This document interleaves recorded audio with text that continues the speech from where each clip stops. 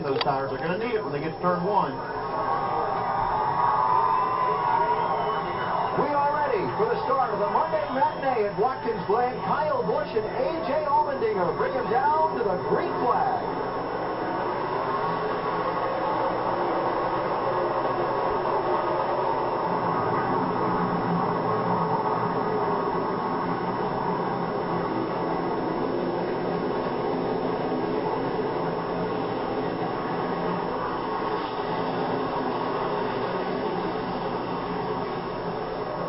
Allmendinger gets the lead from Kyle Busch. That's an aggressive move on the outside through turn 1 and off turn 1, up the edges. I thought he had enough was going out the gate down there. My gosh, he used up a lot of room.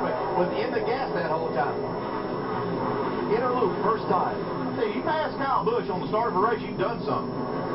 Heard a lot of people talk about this 43 car being extremely fast all weekend. Their concern was, is he going to be able to keep that speed up throughout a run? Exit turn 5, some call it the carousel, some the outer loop, and then run down the third straightaway to turn 6 and 7, the finishing corners. The track conditions got to be pretty ideal for high speed, so we'll see these lap times be pretty fast. And then Tony Stewart said that the tire's softer, and we'll see, you can see water kicking up right there in those ripple strips coming off the last corner. We saw these drivers going all the way out beside the safe prep area to see Marcus Ambrose take over that second spot from Kyle Busch. Richard Petty's cars are 1-2 as they come off turn 1. Ambrose, the Australian, so good at Watkins Glen. 3 Nationwide Series wins, 3 top 3 finishes in Sprint Cup competition, but none of them a win.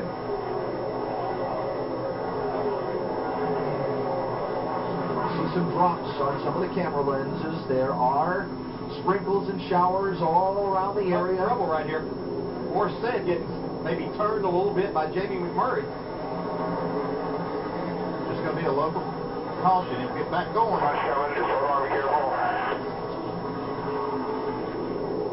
We'll have to look at it. I said that there looked like contact as they entered there. And a lot of that can happen as you get in trying to make a pass. One of the favorite areas of these drivers. See if there was, or Morse just got in there a little hot.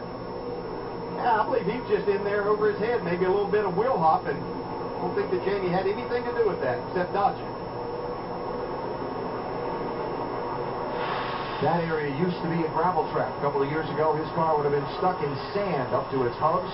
They paved that for upgrading competition purposes here, part of a large restructuring program to help the competition, and that allowed Morris to just drive away. Yeah, we'd be under caution right now while they dug that car out of the gravel. It's still pretty safe though now that they've got that pavement. Got a lot of runoff. Yeah, it came a little late for my liking. I got stuck up there one time, so it's a nice they could do it now. It is a lot better for the drivers and to keep this flowing.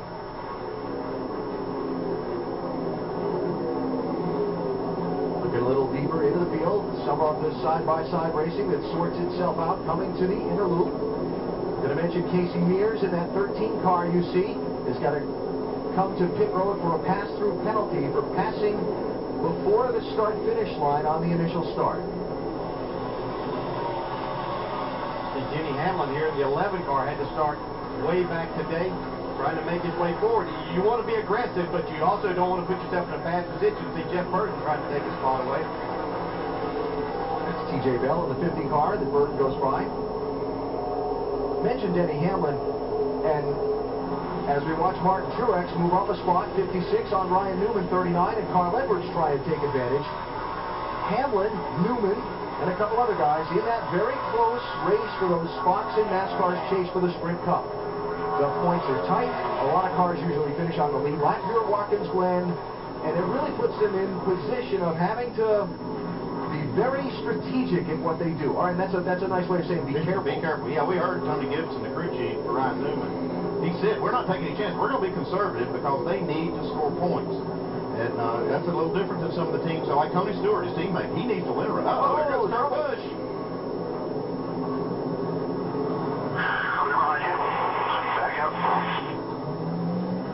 Some damage on the left front. Yeah, he had a really fast car, but he started way back in the pack, and I'm sure he was being aggressive trying to get some of these spots.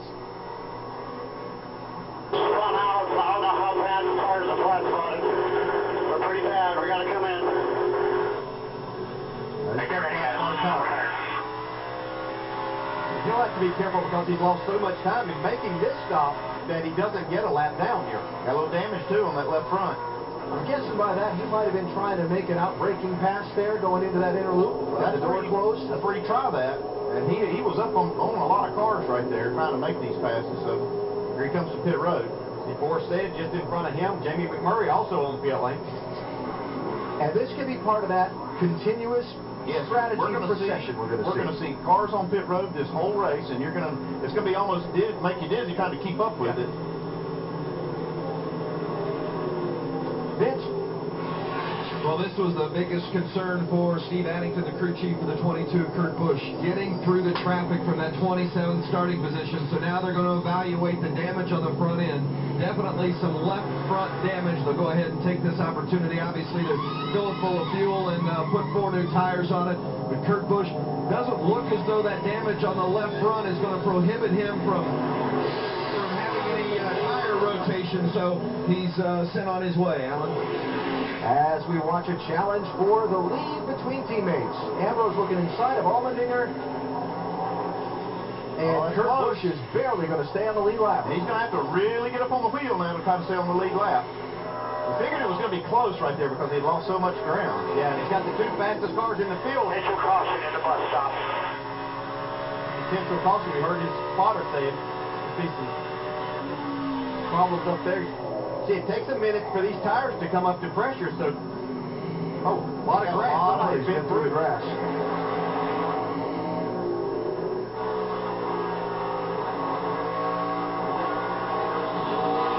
Oh, wow.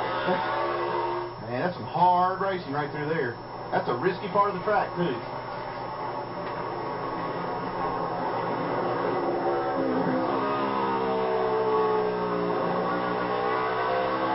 Situation where Allmendinger needs to be careful too. He's got somebody pretty hungry to get that lap back behind him. An interesting thing here, because on an oval track, you look at Kurt running first car lap down right behind the leader and you say, okay, if caution comes out, he's going to be okay. But the way the road course strategy cycles out, he really needs, if I'm thinking this through correctly, Andy, to get in front of that 43. Yeah, that really does make things different for him, because if that caution comes out, he gets to make up all the ground immediately. He will get the lucky dog if the caution comes out anyway, but it takes a lot longer to get back to where he would be. Caution comes out, and he's a lap down. He has to start at the back of all the lead lap cars. He gets by this 43, caution comes out. He stays on the track when all these other guys pit, and he gains all that stuff back. Okay, we're in another strategy play. Harvick's in for just fuel. Shannon? Yeah, and I did speak with Gil Martin yesterday. He did tell me that they were going to make it on 3 stops today, and this was part of their plan to come down early and get some fuel. All right, Shannon. So Kurt Busch went from 22nd place to 42nd place with trouble back at the inner loop that caused that left front damage on the car.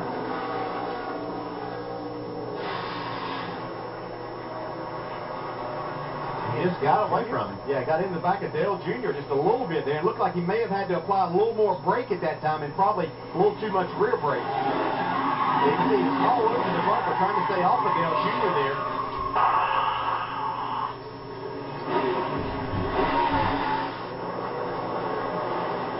So Kurt again back to 42nd place.